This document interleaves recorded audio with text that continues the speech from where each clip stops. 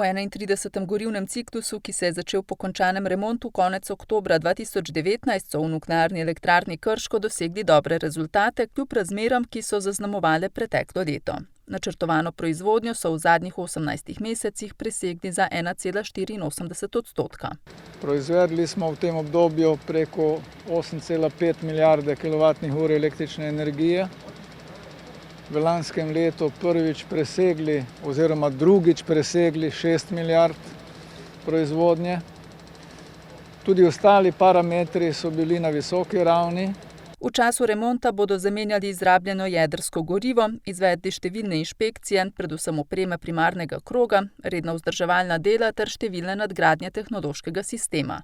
V tem sklopu zaključujejo velik del načrtovane nadgradnje varnosti. Tako da bodo številni sistemi, ki smo jih pripravljali skozi preteklo obdobje, tokrat postali funkcionalni in priključeni na obstoječo elektrarno.